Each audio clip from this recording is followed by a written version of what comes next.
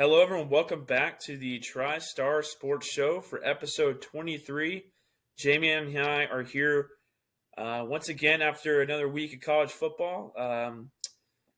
We get to deliver better news this time than a couple weeks ago. The Vols have beaten the Vanderbilt Commodores, the 36-23. Vandy is still little brother, and will continue to be little brother as they're having one of their best years they've had in forever, and still couldn't manage to beat us, which we'll get into the game in a second. The Vols are now punched their ticket into the college football playoff, which we will kind of discuss the playoffs throughout this episode because we are right on the brink of finding out the final 12. We kind of have a pretty good idea of where things are playing out now. But Jamie, thoughts on the win against Vanderbilt? Scary first quarter. No kidding. Scary first quarter. After that, we never looked back. We allowed 6 points in the final three quarters, and those 6 points came in the fourth quarter. So between the first 5 minutes of the game and the last, I don't know when they scored the 6 points. But between the first 5 minutes in the game and the last at least 12 minutes of the game, we didn't allow a point. So, way to battle back after a bad start or a scary start. I don't want to call it a bad start. I think a lot of things just didn't go our way. But, yeah, Nico had a good game, threw for 4. He had a pick, but, 4-1 is not the worst ratio in the world. Turned it over. Turned over twice total with Samson. Lost the fumble. Nico actually fumbled as well, but he didn't lose it. And, Samson had a great game. So close to that single season record. Did he get it? He did. He broke the all-time Okay. rushing record. I didn't know the exact number. Love to see that for him. He needed 165 going into this game or something like that, or he got 178. So yeah, wonderful. No one deserves it more than him. Probably gone next year, but who knows in that regard. Thornton had a good game, leading receiver on only 3 receptions. I think that's just kind of his thing. He might not always. He's not a big volume guy, but he only needs 1 reception to make his whole day. He unfortunately left the game early due to injury. Like in the third, they announced him out for whatever reason. They didn't really give any details. Okay. But who's to say he would have had another catch? I don't know. Right. He was 2 for 2 with 2 catches, 2 touchdowns, one being the 86-yard touchdown, which was awesome, and then the other one was like a 28-yard touchdown. So he had a great day going, and then I think in the third quarter, I remember we threw him like a short little hitch route. He caught it, and that was the last we saw him the rest of the day. So something hopefully anything serious. It doesn't seem like anything really was that serious. There was a lot of injuries on this past Saturday, but don't think anything is long term from what I'm hearing online. We got a couple weeks, which is yeah, we got 3 weeks to worry about that. So right. Love to see the safety. That's always a good sign. Yeah. Also, Jermon McCoy's interception was phenomenal. Interception of the year. I am so glad we got him in the transfer portal, and I'm even happier we get him for another year because he is going to be one of the top picks in the draft when it comes to corners after next season. And I don't think there's really any way that anything changes the way he's playing right now. And just to get him another year comfortable in this system, and Ricky Gibson on the other side and Boo Carter, this secondary is young and very, very talented. So yep. I am so happy now that we've seen a 12-game sample size. I know we went into the season as I would love to go back to our first episode of the show, and as we broke down position groups, we said that group probably has one of the most biggest potentials on the team, but also probably could Biggest be question our marks. kryptonite. Yeah. Right. And fortunately, and they ended up being one of the best spots on the team. I mean, they've been solid all year long. It's helped our defensive line, which our defensive line is awesome. So you give them any extra time to go rush the quarterback. That's why we've got one of the best defenses in the country, and I think that's why we can go on a playoff run. And so, I mean, they had another good day. I think we got Pavia down a few times, 2 or 3 sacks, somewhere in that range. Our offensive Three line played a sacks. very clean day. I don't. Did they take us down? Did they take Nico down at all? Nope. Kept his That's a jersey couple games in clean. a row. Yeah, a couple days in a row now where he hasn't been sacked. Plus, we're running the ball as good as ever. I mean, that was his best performance in the year with 178. Unfortunately, we couldn't get him in the end zone. I think everyone was hoping for it as he was chasing. He was chasing a record that was not going to get beat on Saturday, and he was trying to beat Derrick Henry's rushing touchdowns in a single season, and that's Mm. for SEC. And I believe he was 6 touchdowns behind going into Saturday. So I was like, it's going to take a really special day to break that No record. kidding. Uh, he didn't get one, but I don't think Samson, from every video I've ever seen about him, I think he's the last person to care about any of that. Right.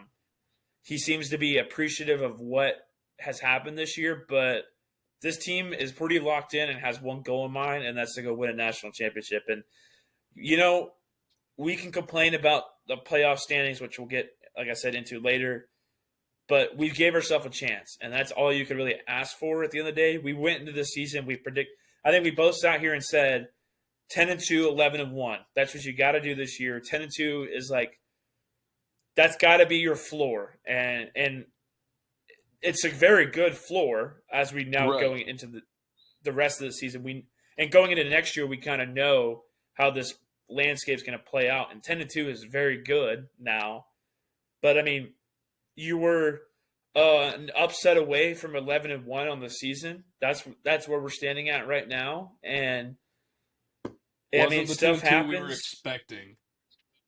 No, it was not. But we got it done at the end. I mean, like you said, give us a chance. That's all we can ask for. Now we got to go see what Heupel does when the lights are bright, and what Nico does when the lights are bright, and what Samson does, and our defense. I think that we have a chance to surprise a lot of people. I mean, whoever we play in the first round, whether it's Ohio State, Penn State, Notre Dame, who knows who it's going to be. But I think there's no reason why we shouldn't be expecting to go in there and just play our game and walk out of there with a W. I know early on in the season, we said 2 things travel well: defense and running the football. And Right. we are one of the best teams in the country at doing both those things. And no matter where we get selected to play, whatever the weather is, the environment, whatever, those 2 things are going to continue to be there for Tennessee. You can say what you want about Georgia a couple weeks ago. The defense at the end of the day didn't play horrible, and they kept you in the game. And Samson still ran for 100 yards. It's not like he only had 30 yards in the day and we got embarrassed. That wasn't the Right. case. A couple things didn't fall your way, and that happens. But I don't know. This team has continued to get better and better, I think, as the season has gone on.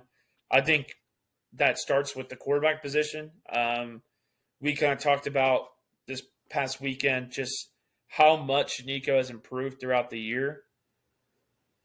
There was a cool graphic that I sent Jamie that basically split the year right down the middle from the first half of the Alabama game and second half of the Alabama game and beyond. And his numbers from that second half and beyond is light years better than his first half of the season. Granted, we're throwing the ball a lot more than we were, but you could just see how much calmer, smoother, and like he's playing with much more confidence. And there's moments you saw in that Vanderbilt game where he's sitting in the pocket offensive line has given him plenty of time, but the pocket eventually collapses, and he just weaves in and out of the pocket now, and he'll take off and take his 5 yards and run out of bounds, or take his 5 yards and slide. And that's going to be the difference going forward. Why would you not want to use his athleticism? Exactly. He's a freak athlete, and I'm just glad he doesn't take off every single time. Typically with a young quarterback, they're going to run more than they should, and that's one thing you can definitely not say. If you're going to knock Nico on anything, he does not just take off and run every single time he gets nervous back there, and that's a very, very good sign going forward. He's only going to continue to get better, and what great experience for a freshman quarterback in all of these big games this year, and then now a playoff berth. Like, that's just, I mean, regardless of the outcome of any game for the rest of the season, that is so beneficial going into next year. Absolutely. I mean, yeah, I think that he was good this year, and he could be great next year. I mean, we still have a lot to see from him this year, hopefully. But I think it's only up from here for him. And from what I've seen as the season has gone on, his ability to just continue to improve and learn from his past mistakes, like the Nico that we saw in the Arkansas game and the Nico that we saw, like you said, in the second half of the season, two different players. Somebody broke down on Twitter of every quarterback in the Heupel era by year, and his statistics are very eerily similar to Hendon Hooker's first year with us. So I'm kind of hoping that we see that same level of progression that just took him onto a whole nother level. Because if you remember in that 2021 season, the first Heupel year, like, Hendon was good, but Yeah. Tennessee fans, when they remember Hendon Hooker, are going to think of the 2022 season, and that's how they think of him. Like, he wasn't bad by any means in 2021, and Nico hasn't been bad either. But there's little moments here or there where you're like, well, if we just clean that up, you might win. You might have won that game. He didn't lose you the game, but there's special plays that can make you great, and that's what you saw in 2022. And I'm expecting just that to continue to improve itself. And whether we have Nico for another year or 2 years, I think most people probably expect only another season. Which I guess you could say hopefully only one more season, because that means he played really, really well, and we're right there in the conversation. I mean, a freshman quarterback not playing to the best of his ability got us to a playoff appearance, and I think that's a pretty good spot to be in your football program. Yeah, absolutely. Cannot argue with it. Can't complain about it.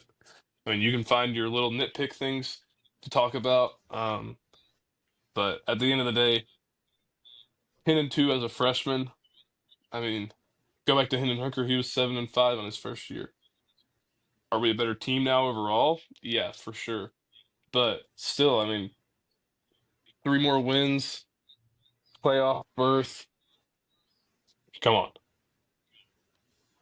How many games away are we from a national championship right now? So you'd have to win the first round, where it's 12. You'd have to win the second round, where it's 8. You'd have to win in the third round, where it's 4. We're 4 games away. 3 games away from a championship appearance, and correct. That's all we gotta do. Just win 3 or 4 in a row. Come on, it's not that hard. But if we win that first one, we can get into more of this later.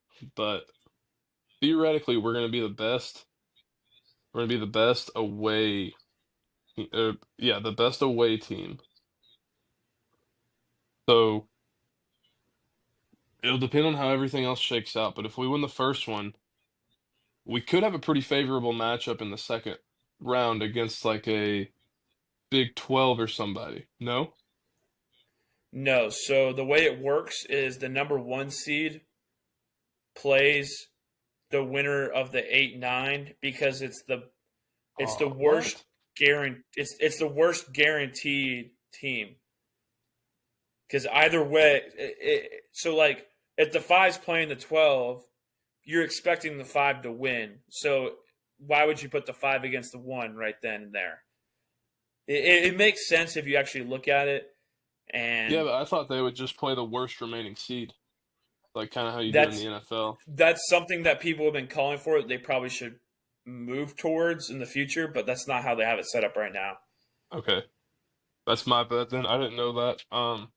So we will play Oregon more than likely if we win. If they take care of Right. business against Penn State, that's kind of how it looks, which I kind of like it. If you're looking at the current bracket, I guess we'll just get into the playoffs right now while we're at it. All right. So Sounds good. Yeah. While we're at it, let's just hop into the playoffs. So this week you have the rankings came out with Oregon at 1, Texas at 2.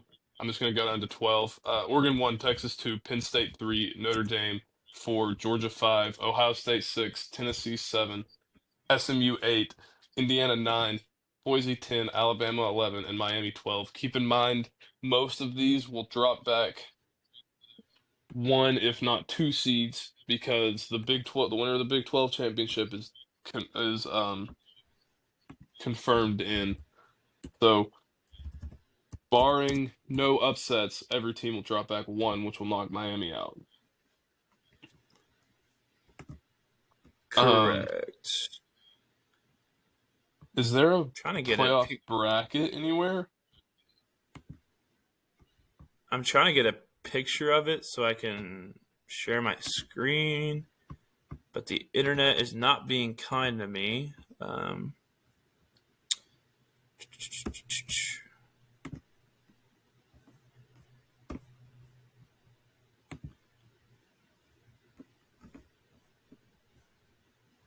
Okay, here we go.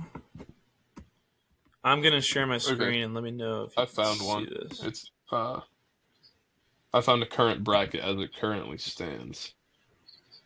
Yeah, that's what I'm looking at too. I can see it. Okay, so my first issue with the college football playoff situation we're in right now. This has nothing to do with Tennessee. I don't know why they can't just do the rankings based off of how the bracket would look if we're going to do this whole first round bye thing, because it is so confusing to be like, oh, Tennessee's the seventh team in the country, but in the bracket they're number 9. Why don't we just scrap that whole idea and we Right. do the rankings based off this? Yeah, would it be weird having Boise and SMU in the top 3 or 4? Yeah, but at the end of the day, that's what they're going to be in the bracket, so you might as well just put them in there. Um, Or you just get rid of the just conference championship bye and just mark the first four teams with a bye. Like you were saying before we started this episode, give the top five conference champions a guaranteed spot, but the bye yeah, should be ranked solely off of seeding. That would make everything easier. I got no issues with Boise getting a bid. It's Right. just I don't think they should get a bye and be number 4 team in the country. But that's an issue Correct. within itself. I mean, if you were to do the top 4 teams based off rankings, it'd be Oregon, Texas, not SMU, where Penn State and Notre Dame would be the top 4 teams. And I mean, if we were in a normal 4-team playoff, that would be your 4 teams, and Right. Oregon would be playing Notre Dame, and Texas would be playing Penn State, and that's what we'd be dealing with. And I don't know why we kind of just abolished that idea. Now, in a normal year as well, the Big 12 would have put up a better conference champion than what they have going for them this year, and that would guarantee them a top 4 spot.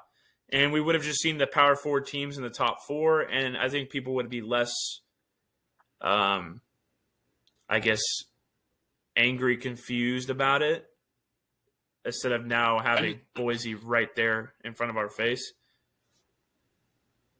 There are a couple teams on here that I just don't agree with where they're ranked, namely Notre Dame. sorry to any Notre Dame fans out there, but I don't understand why when your best win is, I guess your best win on paper is either Army or A&M. Okay, and your loss is against a team that's not even competitive in the MAC. I don't know. at home. I've always been a little bit of a, yeah, at home. Your loss against NIU is at home. I guess I've always been a little bit of a hater towards the Notre Dame and how they're not in a conference, but I just don't think their strength of schedule matches up with their ranking, especially with that loss that we just all seem to have forgotten about. Yeah, it's the classic committee's explanation of, oh, it happened early in the season, doesn't count unless you're certain teams. And they hold Right. the Arkansas game against us. Um, I know this probably sounds biased, but I think majority of people in the country would agree that a loss to Arkansas on the road in a sold out environment is probably a harder game and not as bad as a loss than losing to Northern Illinois in your home stadium. And I don't Completely think agree. that's necessarily subjective. I think that's very objective. And I'm not going to sit here and whine and moan about where Tennessee's placed because at the end of the day, that's what's just where we're at. And that sucks to suck. And we could have avoided that simply by beating Arkansas. We wouldn't be worried about this right now. If we took matters in our own hands and won that game or won a big one at Georgia, we'd be in the SEC championship. So we can't really sit here and dwell on it. However, what we can do is complain about other people, and that's the beauty of podcasting, and that's why we have this platform. Exactly. So I mean, I think the biggest qualm I think everyone has is Alabama. If you want to touch into that a little bit. yeah, it's as simple as they're a three-loss team. What did they do? Why is the to me the first thing and most important thing when it comes to ranking teams should be your record. Why is a three-loss team getting in over? I know that we've sat here and called Miami fraudulent all year long, but what they only at the end of the day they only have two losses. Um, I mean maybe their two losses are worse than Alabama's two losses, which is us and or Alabama's three losses, but we forget about, and I don't know how you forget about it because it happened 2 weeks ago. Alabama getting throttled by Oklahoma. And if you're going to call that a tough environment, a tough road game, and that's why they lost, then we as Tennessee should get uh, benefited for beating Oklahoma in in their place in Norman. So I think where we have what? screwed up is we've made these mega conferences, which would be fine if we didn't do a 12 team playoff, because now the issue lies where we have teams within a conference fighting for spots and they have so much common opponents where the committee's not being consistent Right. That through is my biggest qualm in everything is the inconsistencies. If you're gonna say an early loss doesn't matter and you're gonna have recency bias, okay, but keep that recency bias consistent and impact Alabama for losing to Oklahoma and don't impact us for losing or to Arkansas. Ohio State losing to a bad Michigan team at home. You know, it's just Exactly. I The at the end inconsistencies. of the day, right, and it's being hypocritical is what the committee does. They'll say one thing, they'll do another, and then they flip it the next week. That's how they've done it all season long. They've Exactly. said that they kept saying we're not sure what we're going to do about conference champions, runner ups, and this and that. And then now they come out this week and they're like, we're not going to penalize them. However, we could see SMU losing and falling out of the playoff and keeping Bama in. Like that is That's from the penalizing. chairman of the committee. That That's that's the definition of penalizing. that's basically saying we're not going to penalize anybody else but this team, which is crazy bias for one. Um, which lies another issue is why do we have a committee that is made up of people who have positions of power in college football? Why do we have athletic directors in charge of handling this sort of thing? I mean, they're by I'm sure they've been sworn under oath or whatever to be non-biased, but they're human beings. Human beings are not perfect, which means they're gonna Subliminal. be slightly biased. That's a real thing. It's not an Right. SEC bias. It's not a Big Ten bias. It's just they're biased human beings. Everyone's slightly biased, and You can't ask I someone just to think have it an should be. opinion and then ask them to have no bias because your opinion, your personal opinion will come with your personal bias, whether that's subliminal or not. Now, why don't we use some sort of computer generated I guess like an Like index formula, type system. I like the don't know why we can't BCS. use that right. That's how the BCS was for the entirety of it. Was you based off of wins on the road versus home, how much you won by, common opponents, head to head wins. That should all be factors. It shouldn't just be here's a group of guys making an opinion on who I think I should be, who the top Right. 12 should be. It It shouldn't should be. be It shouldn't be numbers. that way. Right. I completely agree. It should It's be all one. numbers. It's one mathematical. It's all. It should all be one mathematical equation, and this that would quite literally remove any sort of bias. It would remove any sort of issue of um, people online complaining one way or the other.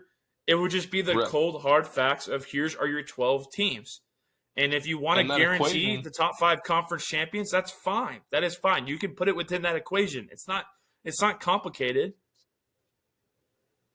we have AI now that can do all that for you. I mean, that mathematical equation also should be like it shouldn't be hidden where people are wondering, oh, what Right. are the factors? Like it should be known to every team. So at the end of a season, a team knows, okay, I need to go win by 40 to get in the playoffs or whatever. Yeah, the I mean, margin of victory should have an impact. I mean, it or margin of loss. That should be a right, big issue too. You shouldn't be able to go get beat by 40 and be okay. For Indiana's sake, they haven't beaten. I don't think they've beaten a ranked team this year. The one good team they played was Ohio State, and they lost by multiple scores. That should penalize you. exactly. Um, Now, can I really blame them for who they played? Yes and no. I would say no because they don't control their conference record or their opponents. But they did also. They were supposed to play what Louisville this year, and they backed out Hmm. and they chose a random team. That should Yeah, matter. Like, if and the real reason of why they probably don't do it that way is because people like us sit here and talk about it, and it's just gaining viewership to the playoffs. That's what it's going to do. It's building right. drama, and that's what's going to make them the most money, and that's what they're going to do. And it sucks for us as the viewer because we want to see. I personally want to see the top 12 teams in the country play because that's how it should be. And I can't really sit here with a straight face and firmly say that this top 12 is the best 12 teams in the country. It's not. It's not. I Arizona completely agree. State has no business being in there. Um, SMU, Boise like shouldn't be a top 10 team, in my opinion.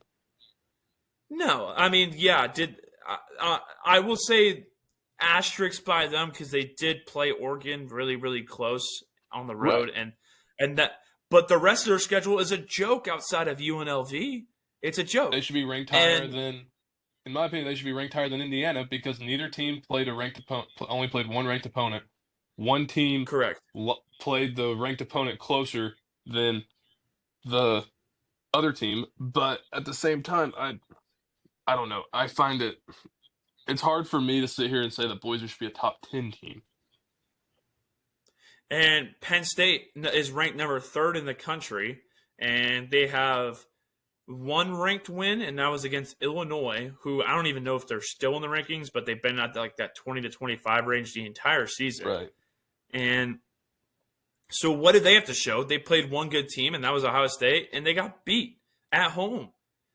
I guess the root of all this is money, and it's unfortunate for the sport that there's a group of people who get to make the decision on this, and it's not fun.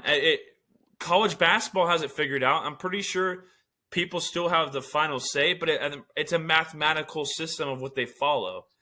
That's why there's things Right. called KenPom that literally sit there and figure out wins and losses, road wins, neutral site wins, and they put it all together into one giant mosh pit, and then your conference champions all get an automatic bid, and then we figured out the rest of the field from there. And that's as simple as Yeah. it could be for this. And this is year one. Unfortunately, there was going to be some really bad kinks for them to work out. I just don't know if contracts are going to stop them from being able to switch this for a couple seasons. I don't know. I don't know what the details are on that. I know there's already talks to moving it to 16 teams, 14 teams, whatever it is. And I don't know. I mean, it's got a lot of people very flustered. As you can tell, we're not very happy about it. Tennessee just got screwed out of a home playoff game. And if we're going to even address that, I mean, I know people online are like, oh, you're Tennessee fans, whatever. If we're going off of the whole recency bias that they followed this entire time, Tennessee just beat Vandy, who beat your beloved Alabama at the 11 seed, who lost a 3 to Texas, your number 2 seed, and we beat them by multiple scores. And Ohio State just lost at home to a Michigan team who's been in shambles all season long. 500. And they put up the least amount of points up or something at home since like 2011. Some crazy stat like that. And what do? They get rewarded with the home playoff game. To me, that just shows you going into that game, why would they try? Right. If you knew you had it's the same thing in the NFL. When you clinch that number 1 seed, what do? You rest the starters. Exactly. And when people start once you open that can of worms and people figure out, hey, I don't need to even play this game. I don't need to play my starters, and we're still going to be in. That's what SMU's coach came on national TV today, and he said, with their logic, why don't we say that our whole team has COVID and we can't play in the ACC championship, and then we're in? I mean, that's a fair point. It's just a flawed system. It's a very, very flawed system. I don't think And in a that's million years they could have expected it to be this early into the 12-team playoff to have this much drama, but boy, have they got no. They themselves into a expected hole. to have multiple undefeated teams and it'd be easy, and they didn't expect it to be college football, and that's the issue. Because college football, at its heart, and that's why everyone loves it, is chaotic.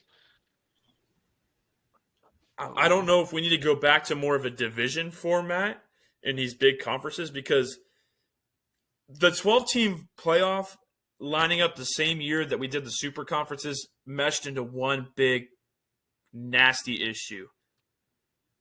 Because too many Absolutely. teams, you set yourself up where a team like Indiana and a team like Ohio State are in the same conference, but Ohio State played the top 5 teams in their conference and Indiana played one respectable opponent in that whole season. And they're within the same conference. So that should never happen. Right. There's just Exactly. too many teams where now people are going to get bids because they get a lucky draw that year and they play a bunch of crappy of the worst teams in their conference. I mean, not to hate on. I mean, this is not Big Ten hate. It's Texas too. Texas has played one team in the top 6 of the SEC this year. One. And they lost. And they lost at home by multiple Right. scores. They're only. But Vandy's a good win for them. I don't know. they're just we're we're stretching. That's the way this committee does. Is they pull the truth. That's what they do. They saw they saw Vandy beat Alabama, and they saw it was a great opportunity to save Texas. Because if Vandy was normal Vandy and didn't beat Alabama, that would look like a really bad game for Texas. You won by 3 points. But it's not a good win for us whenever we beat them by multiple scores. Correct. And that's just the nature of what's going on. I mean, we can sit here and complain for hours about this, but Right. to wrap it up, it is what it is. Tennessee's opponent could change. Is kind of what we have been realizing. Is if Oregon goes out and beats the hell out of Penn State, you could see Penn State dropping below Ohio State due to the fact that Ohio State beat Penn State, and they both played Right. Oregon, and they lost by 1 point to Oregon. So Penn State can't have a better loss to Oregon than Ohio State did, which is putting them in a tough spot. Now, will the committee hold to what should happen and compare the head-to-head? Who knows? And they said they won't punish conference championship losers, but they didn't say they won't move them around. And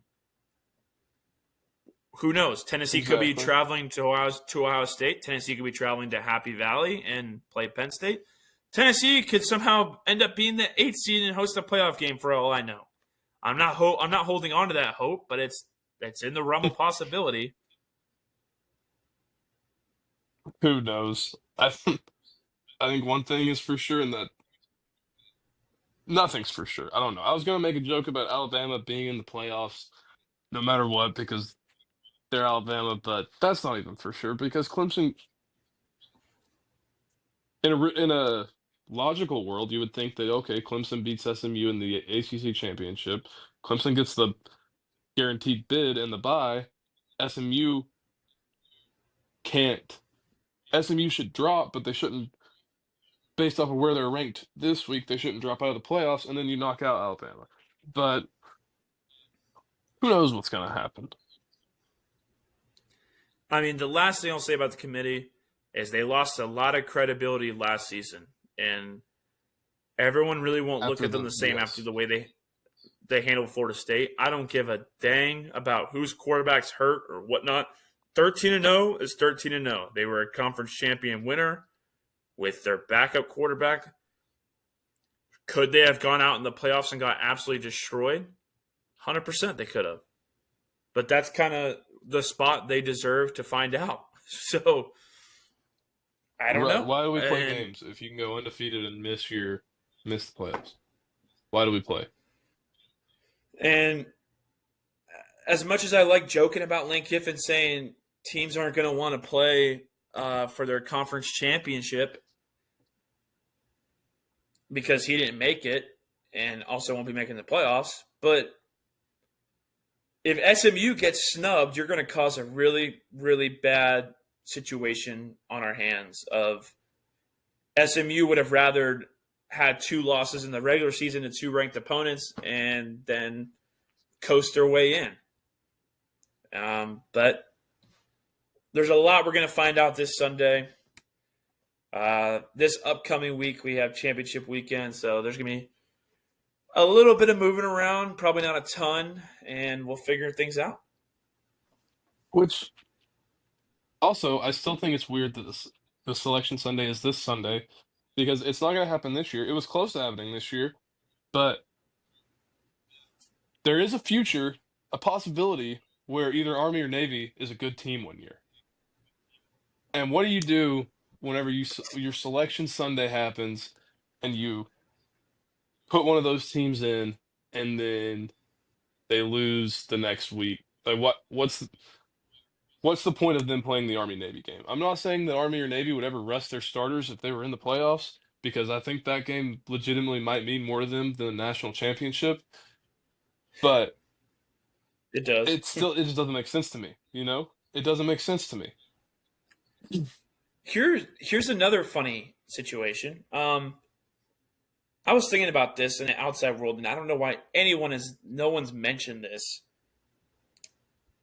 Say UNLV beats Boise State,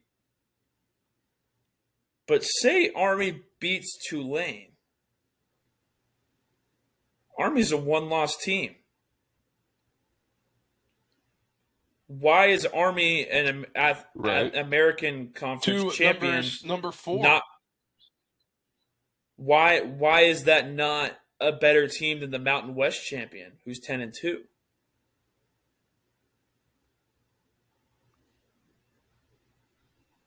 Yeah, I agree. I haven't thought Like about that, but like, I mean, you lost to your and beloved Notre that's Dame.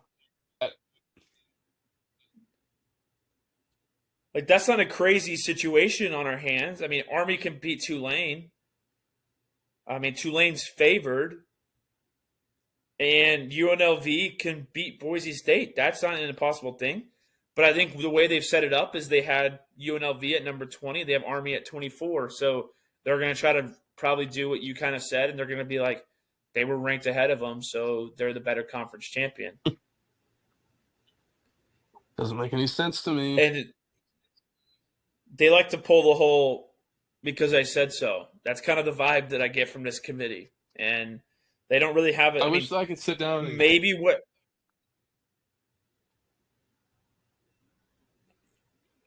maybe what hurt Army the most is when they played Notre Dame, they lost by so much. I guess is kind of what happened. If they would have played them close, they probably could have made a legit argument for them being a but better Alabama team lost by than 21 to UND. Oklahoma. They lost and they put up 3 points. They didn't play them close. And they have That's and they have the three losses. inconsistencies. And they have 3 losses. That's the Yeah. inconsistencies I'm talking about. What Which matters is what I want to know. Say something matters and stick to it. I guess you could say you want to say strength of schedule matters, but it doesn't everywhere because Indiana wouldn't be in the picture. Technically, you could argue They Texas couldn't wouldn't be be. in the picture. Notre Dame definitely wouldn't be in the picture, but that's the issue. And we're going to wrap it up and say the word of the day is inconsistency. And until Yes. I find some consistency, I'm going to be angry. Exactly. That's right. But all right, you want to hop into last week, like the craziness of last week, and then we can wrap it up with talking about conference championship week. Which I guess last week there was probably only, a couple of games that really mattered towards everything. Yeah, I mean, to me, we don't have to talk about it if they don't have any playoff implications. But um, I'll kick it off and say that I feel bad for Georgia Tech. They put up Man, a hell of a fight. I mean, Haynes what a, King left it all out there, leading passer, leading rusher, took a top 10 team in Georgia into 8 overtimes and fell just short. I mean, that was a great game. You can't what ask a for more. football game. What a Right. football game. And that was Friday night, which was the first moment of rivalry week. And I just knew this was going to be a good weekend based off of that. Um, wow. I was pulling for Georgia Tech so hard to win that game that they fought their tail off and came up just short. I mean, which I'm also going to say I'm not a fan of this whole 2 point conversion thing. After two, no, me neither. Which I'm there's definitely fine a with the. conversation. I'm fine with having to go for two after a certain amount of play. After a certain amount, like they do Yeah, in the second I think so too. second overtime. Yeah, they do that, but I'd say switch it to just do it after three and beyond. You have Yeah. to do it if it goes that long. I think there's a real conversation to be had. Is do they need to have a different format for the playoffs? Yes, absolutely. Because you're not Because trying to end games early. The time the game ends does not matter in the playoffs. We should see these no, teams both get the ball every time from wherever it is and go score.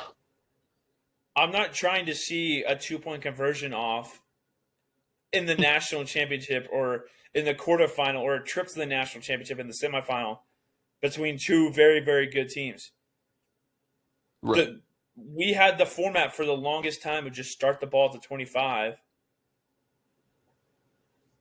And I don't know, a couple games went to 7 or 8 or 7 overtimes, and they just like panicked and saw scores that were 70 something to 70 something, and they just freaked out.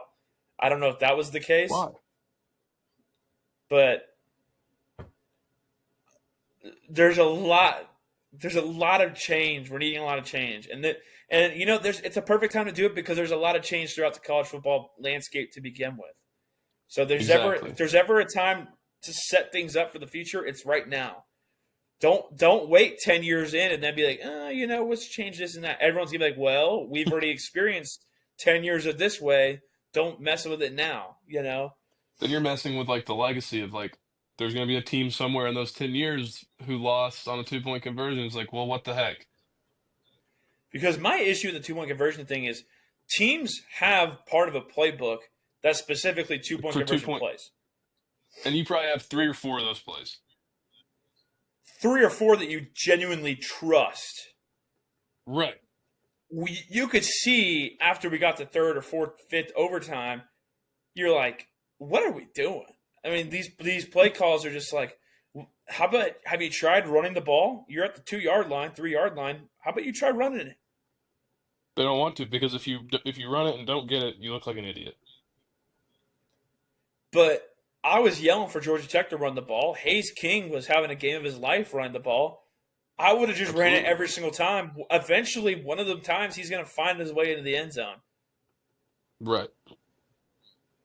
I think there was one rushing attempt in those overtimes by him, and it was like a jet sweep RPO or option, yeah. And he probably should have handed it off, and he took it out the gut trying to win the game and got stuffed. And, I mean, it is what it is. They played great. So, yeah, that was a good game if you want to go into Saturday. Yeah, I mean, really the biggest game Saturday was far and away the Oregon or the Ohio State Michigan game, which is always a big game, but this year Michigan's not good. And it quickly turned into just a Big Ten slugfest with emotions flying everywhere and fights and this, that, and the other, and ended up Michigan winning 13-10, followed by a huge brawl on the field with people getting maced and pepper sprayed and everything.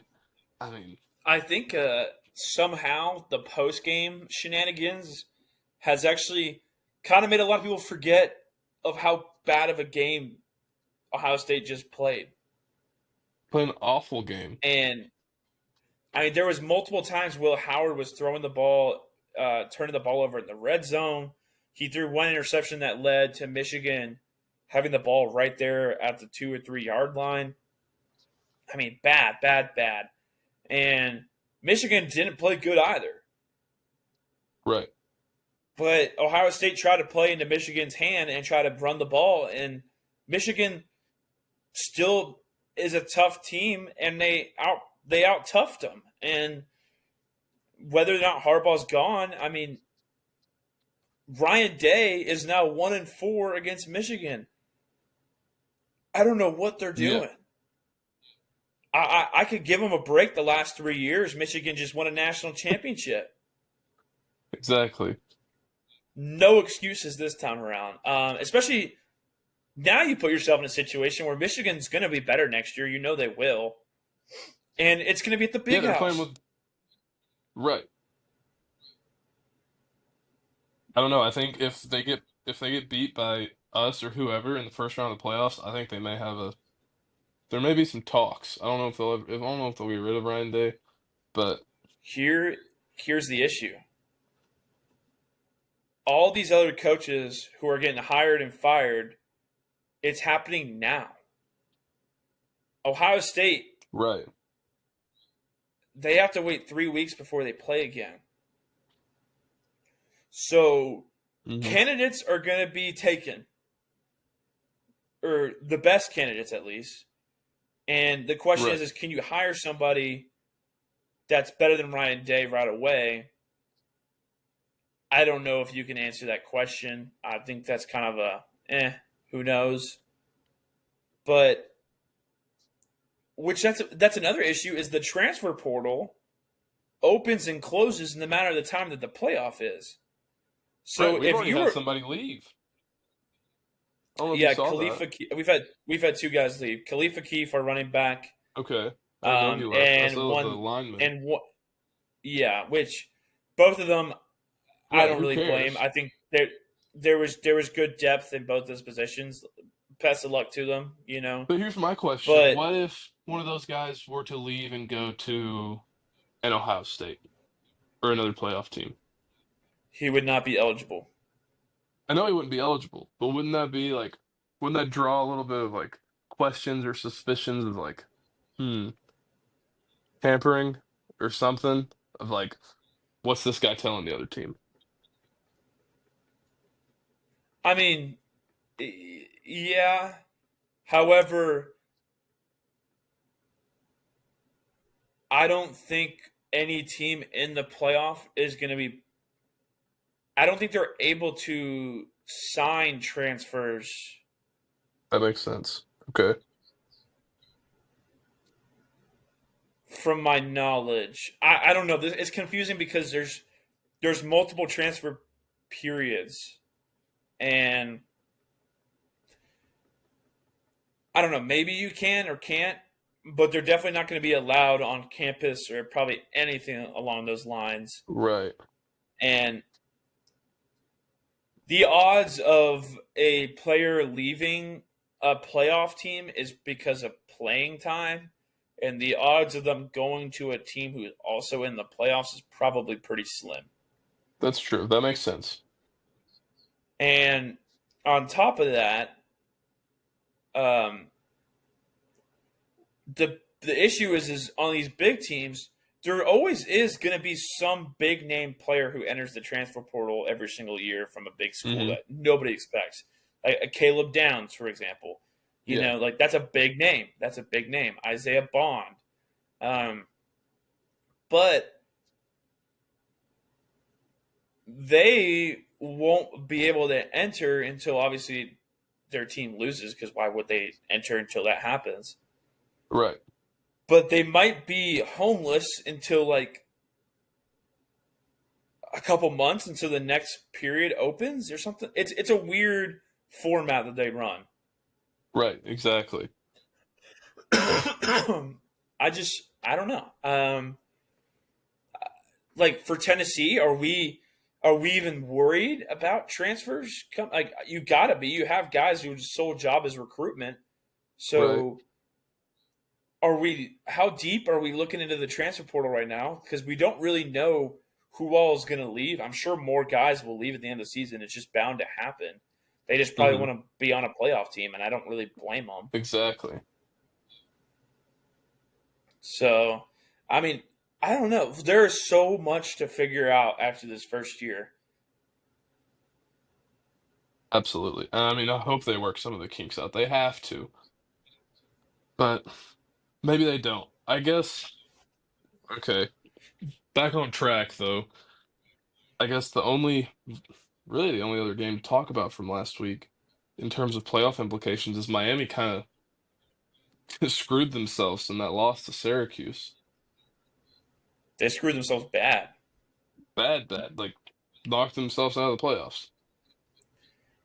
And a chance for a conference championship. Kyle McCord for Syracuse played Hmm. lights out. He actually, after the regular season, he had the most passing yards in the entire country. Dang. So Ohio State, another thing to be pissed about is you let him go. You still lost to Michigan. You got in a big fight. You're not playing for a conference championship. And the quarterback that you said sucked just led the country in passing yards while your quarterback threw multiple interceptions at home against your biggest rival. Right.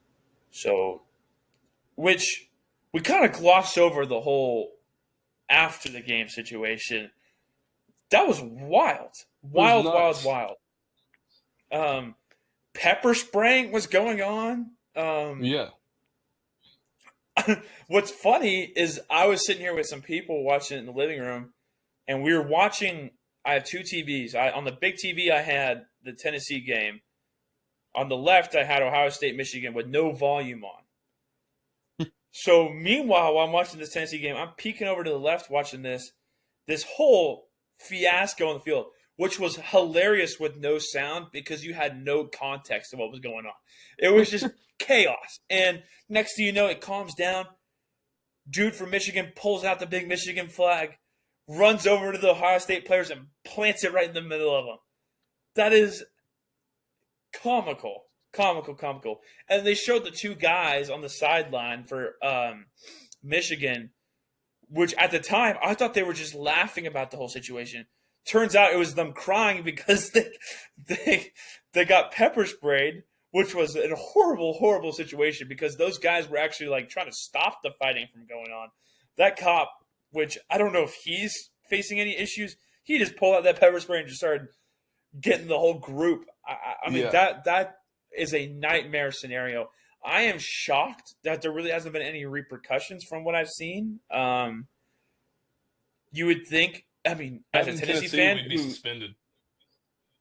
We'd be out of right? As a Tennessee guy who is expected to play Ohio State, I was kind of hoping some guys would be getting suspended for a game because that's their next game, and I guess we'll find out if any of that unfolds. But I mean, how are you really going to like pinpoint certain people when it felt like it was the whole team? You know, so what are you going to do? Suspend the whole team?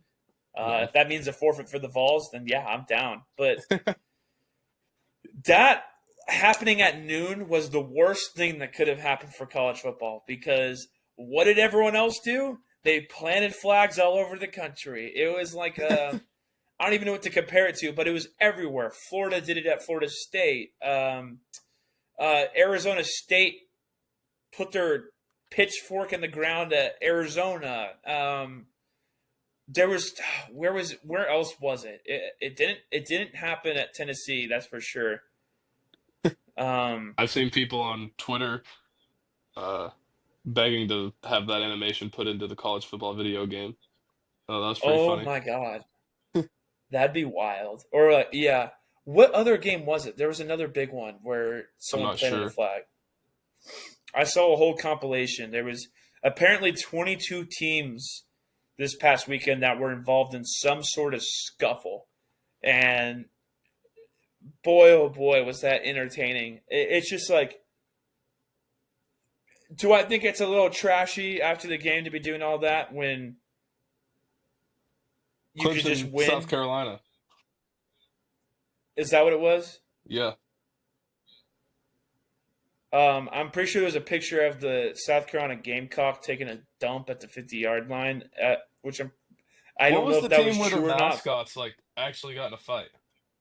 That was Arizona State, which is one of the best videos of college football I've ever seen. That was the Arizona State mascot beating the crap out of the Arizona one, and then the camera pans and turns to Arizona State scoring a touchdown. And it's one of the best cinematic moments of college football history that I hope that video gets enough credit as it deserves. And the cheerleaders, the male cheerleaders, were just laughing because they're like, "What? I don't know if they were truly. They were throwing hands, whether it was staged or not. They were throwing hands."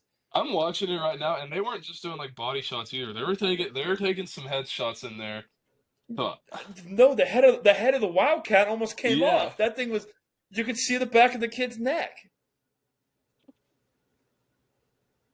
That's crazy. And what's funny about the South Carolina game and Clemson, it was at Clemson, and Clemson does a thing where every single game you can run on the field. Yeah. Like the fans.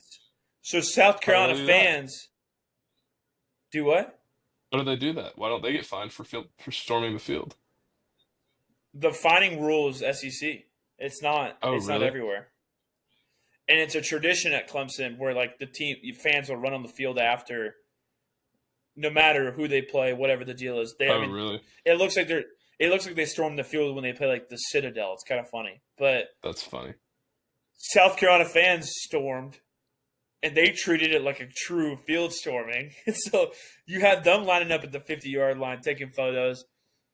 I mean, what a weekend of rivalry week was awesome.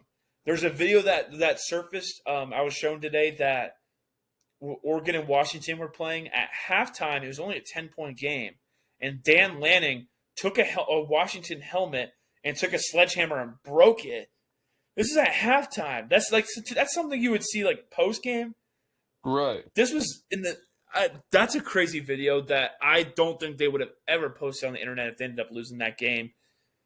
And I mean, what people were. I don't know if it was a full moon, but everybody was on one this weekend. It was awesome, awesome, awesome to see.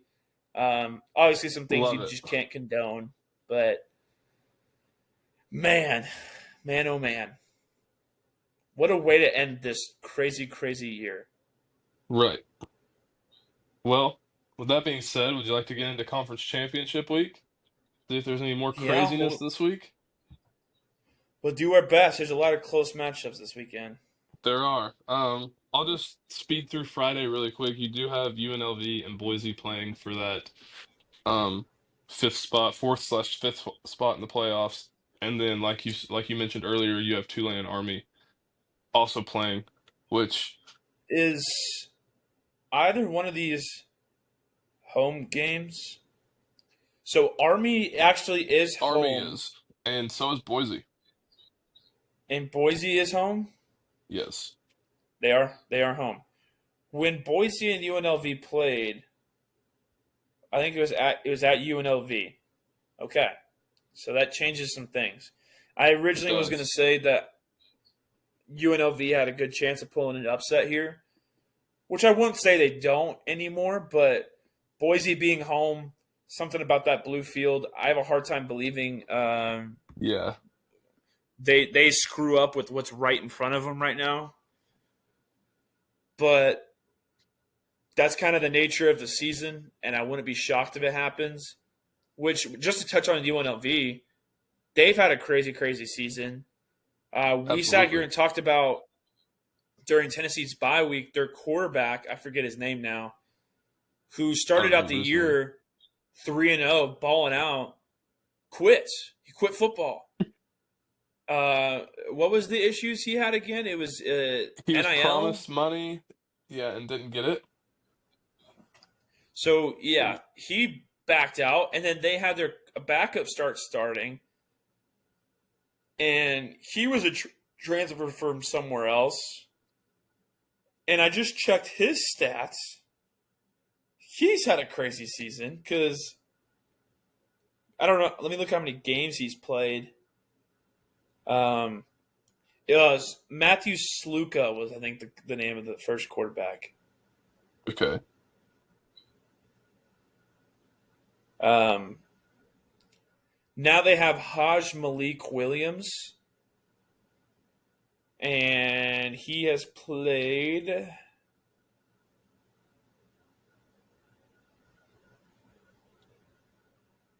Well, he has 17 touchdowns and only 4 interceptions, 1,700 yards, and he's played in 1, 2, 3, 4, 5, 6, 7, 8, 9 games. Not a bad stat line. No, not at all. So it's just remarkable where you would normally say season's a wrap when your starting stud Right. quarterback quits. But they just kept persevering and they found their way to a conference title chance and technically is still a playoff chance if they were to beat Boise State. So shout out to Yeah. the Rebels, I think is what they are. So Yeah, I think that's what they are. but Yeah, I am I gonna mean, probably go on a limb and say Boise wins. I think Boise wins too. Um, Getting into Saturday when the real games, the big games are happening. First game you're gonna have at noon on ABC in Arlington, Texas, in AT&T Stadium. You got Iowa State and Arizona State. What do you think about this game? It's a hell of a lot closer to Iowa State than it is Arizona State as far as fan travel. Iowa State probably has more just sports fans in general than Arizona State does. Um, Basketball's a big thing over there. Um, Iowa State started out, what was it, 8-0 on the season? Something like that, yeah.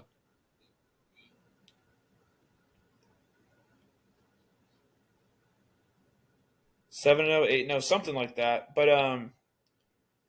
I just think they're going to win this game. They're underdogs by like now it's moved down to about 2 points. Arizona State's been red hot. Don't get me wrong. I mean, beating BYU, Arizona, Kansas State, UCF, Oklahoma State. They've been on a tear. But I just can't picture saying Big 12 champion and Arizona State in the same sentence and saying Arizona State in the playoff in the same sentence. And both those things can very well happen and be true. They're projected to do so. But I've got to. I think the Cyclones get it done. I really do. I think they win and they get in and be the 12th seed. As what's going to happen. I'd agree with that. I mean, I haven't watched too much of either team this year, but like you said, just what I know about Iowa State, what I know about Arizona State, I think Iowa State's the better football team and better football program. So I'm gonna go with Iowa State. Maybe that's a little blind on my part, but the next game And we that's have actually the first leg of our parlay. And it is we're gonna do this week. We're literally gonna take the 4 Power 4 championship games and pick something within it. So that's the first leg. right. So the next game at 4, we got on ABC in Mercedes-Benz Stadium in Atlanta. You got Georgia and Texas. This game's a 2.5 point spread. Over under set at 49.5. We couldn't decide who to pick in this game because there's two ways to look at it. Georgia went in to Texas and whooped them. Played great. Beat them decisively. Um, why can't they do that again? The other side of the other way to look at it, where probably a lot of Texas fans are looking at it, is you know what? It's really hard to beat a good team twice. So I don't know. We're gonna have to see what happens. I think part of me thinks that Texas is fraudulent, and the only good team they played all year is Georgia, and they lost. So what makes them a good team? Plus, historically, Kirby and Georgia play well after a not great performance, and they Right. normally He gets them stomp the going. next team they play. And Texas, unfortunately, is the next team in line. But we couldn't really come up with who wins. And we're going to follow the format we followed all year long. That's actually been pretty successful. Is when it's a big SEC game that you can't choose who it is, take the over. So we're taking the over at Exactly. 49.5. So that's another leg. I genuinely can close my eyes and picture both these teams winning. It's like neither one would shock me in the slightest. It No. really wouldn't. Um, I think I'd be more shocked if there was a Texas blowout. I could see even Georgia blowing out Texas, but if Texas somehow Right. blew out Georgia, I think that'd be the only true shocking outcome of the entire game. Everything I else, agree. all other three outcomes are possible: a close Georgia win, a close Texas win, and a Georgia blowout. But I mean, could it happen? Sure, but that to me would be like a little bit of a whirlwind experience of like maybe Georgia's not as good as we thought, which then as a Tennessee fan makes me panic because we lost to that team. But we'll That's figure that true. out, I guess, Saturday night, or Saturday Yeah. afternoon. So that brings us to the last two games. I'll let you kick off the Penn State Oregon game. This one's in Lucas Oil Stadium in Indianapolis. Line set at 3.5 and over under once again at 49.5. What do you think about this? I think it's going to be a thumping on the Oregon side of things. We're taking them at -3.5. I just think Oregon has played so strongly all year long. I think Penn State's kind of fraudulent. They haven't been battle tested. Oregon has a little bit, and I just think they're going to win this one big. They're going to get that number one seed, get that bye. But I have a feeling that Oregon's not going to go undefeated the whole season and win the national championship. So I think they win this one, and then they have some disappointing playoff loss against a SEC team potentially Tennessee. Not to call any shots there, but I just think Oregon is going to be too much. They're playing good. Penn State of recently hasn't been playing good. They lost that Ohio State game. They should have lost to Minnesota last week, and they ended up winning. 2 weeks ago, and they won by 1 point. So they blew, I think, Maryland this weekend out of the water, but it's Maryland, and you can't really be too happy about that. Right. Yeah, I agree. I think Oregon's going to win pretty decisively. Heard some people say that Penn State matches up better with Oregon than they did with Ohio State. I think that's cope, if you ask me. Um, I don't think that. I mean, Penn State's mediocre in my eyes. They've had a good season, but what are they? They don't. I don't think they have too much to show for it, in my opinion. I think Oregon has No. played good teams and beaten good teams, and I think they're gonna come out and win big. I think probably a 14-point Oregon win if I had to guess. I was kind of shocked that the spread was actually that small, to be honest. Yeah, I agree. They kind of kept them all small. I mean, uh there's no double digit favorites in the championship You, game, which is probably smart. you know what's an underrated storyline is every single one of these games features a team that is their first year in that conference. It does. SMU, Oregon, Texas, Arizona Arizona State. State. Yeah, that's crazy. But And then if you yeah, look that at brings us the other side of all these teams are perennial teams that have been in these conferences like forever. For Clemson, correct. Iowa State, Penn State, Georgia. That's you think of the Power Four conferences. Those are teams you think of. You know, it's just funny how that Exactly. played out. That is funny. So yeah, here's the last game of the night, which is weird that they're both at the same time. These last two games, one's on CBS, one's on ABC. But you got the Yeah, Clemson and SMU game played in Charlotte. I'm guessing that's the Panthers Stadium. Um, correct. SMU's favored by 2.5. I get it that they've had a good season and they're ranked eighth and Clemson's 17th, but this what we talked about before we came on the show today. Who's been there and who's seen these situations and who's coached in these situations? Dabo. So we both believe that Dabo's going to go in there and get his team ready to play, and that's going to be that. And Clemson's going to walk out of there with a win. And if you're SMU, if you're going to lose this game, lose it close. So there's no argument to be made that they kick you out of the playoffs. That's what you got to do. For the sake of college football, I hope SMU loses and loses close because, well, not for the sake of college football, I hope SMU stays in. For the sake of our bet, I hope they lose. Is what I'm trying to say. Right. And I don't know. It also helps that this is like a borderline home game for Clemson. It's a hell of a lot closer than from Texas to North Carolina than it is from Clemson, South Carolina to Charlotte, North Carolina. And I don't know. I think the lights might get a little too bright for SMU, and they might collapse. And Cade Klumbick's been around for a little while now. He's played in these games, and Dabo has people. We forget that Dabo has 2 national championships under his belt, and We do. as much as we love to clown him and this and that, and he hasn't adapted to the times, He's one of 2 active coaches with a national championship now. That's it. I would say 1 of 3, but Mac Brown just like got fired / resigned / quit / whatever you want to call it. And he was the number 3 guy where he had 1 national championship, and then Kirby's the other one because Saban just retired. Right.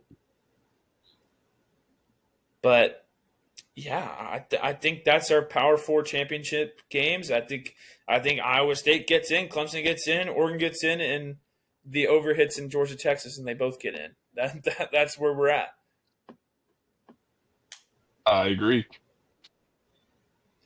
So I will show the parlay just to be able to post this on a clip on the TikTok. So yeah, just to recap our conference championship parlay of the week, we got Iowa State pulling what is considered an upset, which I think they borderline should be favored in this game. I think they win this against Arizona State. We're going to take Clemson to pull the upset. Hopefully they win close to home in North Carolina there and beat SMU. And then we take Oregon -3.5 against Penn State in that conference championship and in Indianapolis. We think that Oregon might run away with this game. And then we're going to take the over 49.5 on Georgia, Texas, because too close to pick a team, and why not bet the over? Who likes to root for the under? Nobody. And that is our conference championship parlay of the week. Yes, sir. And hopefully we win some money. I think the odds were plus, what was it, 1549 without a boost. So Ooh, that's pretty nice. tail us if you dare. That's good odds, and not that crazy. It's just technically 2 of those games we picked are underdogs, and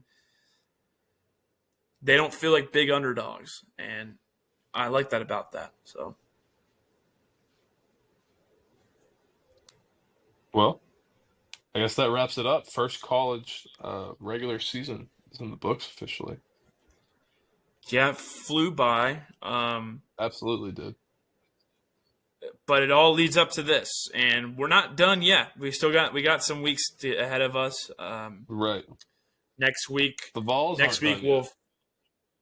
no, and that's a crazy, crazy thing to believe. And next week we just have Army Navy. We can touch into that game a little bit if we want to, and then we have we can finally sit down and show the official college football playoff bracket.